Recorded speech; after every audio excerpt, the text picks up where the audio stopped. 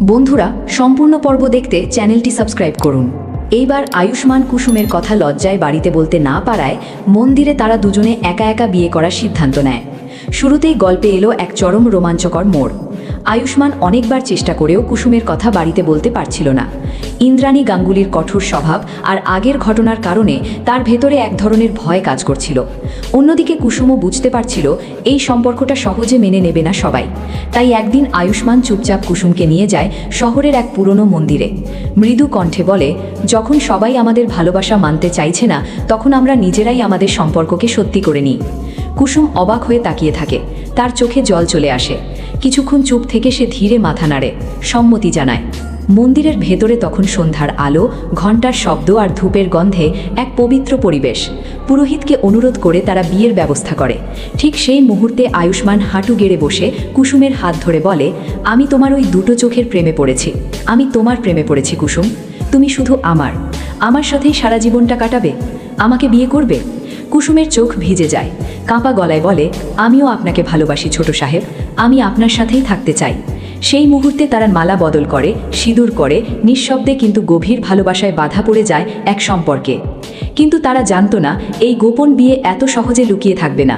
মন্দিরের বাইরে দাঁড়িয়েছিল একজন, দেবলীনার পুরনো লোক, অস্তোষ প্রামাণিক। সে পুরো ঘটনাটা ভিডিও করে পাঠিয়ে দেয় দেবলীনার কাছে, যে এখনও জেলে বসে নিজের প্রতিশোধের আগুন জ্বালিয়ে রেখেছে। ভিডিওটা দেখে দেবলীনা ঠান্ডা হেসে বলে, খুব ভালো, এবার খেলাটা আরও মজার হবে। এদিকে বিয়ে করে আয়ুষ্মান আর কুসুম যখন বাড়ি ফেরার কথা ভাবছে, তখন কুসুম হঠাৎ থেমে যায়, বলে, ছোট সাহেব, আমরা কি ঠিক করছি সবাইকে না জানিয়ে? আয়ুষ্মান তার হাত শক্ত করে ধরে বলে, আমি আছি তো, যাই হোক একসাথে সামলাবো। তারা বাড়ি ফেরার সিদ্ধান্ত নেয়। গাঙ্গুলি বাড়িতে ফিরে প্রথমেই ঝড় ওঠে। ইন্দ্রাণী যখন জানতে পারেন যে তারা মন্দিরে গিয়ে বিয়ে করেছে, তখন তিনি রাগে ফেটে পড়েন। এই বাড়ির সম্মান বলে কিছু আছে? তোমরা আমাদের না জানিয়ে এত বড় সিদ্ধান্ত নিলে? রাজ, মীনাক্ষী, ঈশান সবাই স্তব্ধ হয়ে যায়। কুসুম মাথা নিচু করে দাঁড়িয়ে থাকে, কিন্তু আয়ুষ্মান সামনে এসে বলে, আমি দায়িত্ব নিচ্ছি মা। আমি কুসুমকে বিয়ে করেছি কারণ আমি ওকে ভালোবাসি। ঠিক তখনই পরিস্থিতি আরও খারাপ হয়ে যায়। বাড়ির টিভিতে হঠাৎ করে একটি ভিডিও চলতে শুরু করে, মন্দিরে তাদের বিয়ের ভিডিও। সবাই অবাক। ঈশান চিৎকার করে বলে, এটা কে করলো? ইন্দ্রাণী বুঝতে পারেন এটা দেবলীনার কাজ। পরদিন সকালেই মিডিয়ায় ছড়িয়ে পড়ে এই খবর, গাঙ্গুলি পরিবারের ছেলে গোপনে কাজের মেয়েকে বিয়ে করলো। এই শিরোনামে শুরু হয় আলোচনা। কোম্পানির ইমেজও ঝুঁকির মুখে পড়ে। রাজ চিন্তিত হয়ে বলে, এটা শুধু পারিবারিক বিষয় নয়, এটা এখন ব্যবসার উপরও প্রভাব ফেলছে। কুসুম নিজেকে দোষ দিতে থাকে।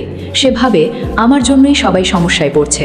কিন্তু এবার ইন্দ্রাণী ধীরে ধীরে নিজের অবস্থান বদলাতে শুরু করেন। তিনি কুসুমকে একদিন ডেকে বলেন, ভুল হয়েছে, কিন্তু এখন থেকে আমাদের লড়তে হবে একসাথে। এদিকে দেবলীনা তার নতুন প্ল্যান শুরু করে। সে অস্তোষকে দিয়ে গাঙ্গুলি গ্রুপের কিছু গুরুত্বপূর্ণ ডকুমেন্ট চুরি করায়, যাতে কোম্পানিকে পুরোপুরি ধ্বংস করা যায়। কিন্তু কুসুম এবার আর আগের মতো দুর্বল নয়। সে গোপনে অস্তোষের গতিবিধি নজর রাখতে শুরু করে। এক রাতে কুসুম নিজেই অস্তোষকে হাতে নাতে ধরে ফেলে। শুরু হয় ধাওয়া। আয়ুষ্মান আর ঈশান এসে তাকে সাহায্য করে। শেষমেশ অস্তোষ ধরা পড়ে এবং সব সত্যি স্বীকার করে, সে দেবলীনার হয়ে কাজ করছিল। পুলিশ এসে তাকে গ্রেপ্তার করে।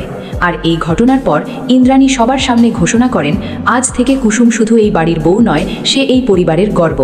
সবাই খুশিতে ভরে ওঠে। আয়ুষ্মান কুসুমের দিকে তাকিয়ে মুচকি হাসে। কুসুমও চোখের ইশারায় বলে, সব ঠিক হয়ে গেছে। কিন্তু শেষ দৃশ্যে আবারও দেখা যায় জেলের অন্ধকার ঘরে বসে দেবলীনা ফোনে বলছে, প্ল্যান ডি শুরু করো, এবার ওদের সুখ আমি ছিনিয়ে নেব। গল্প এখানেই শেষ নয়, কারণ ভালোবাসার এই লড়াই এখনও চলছেই।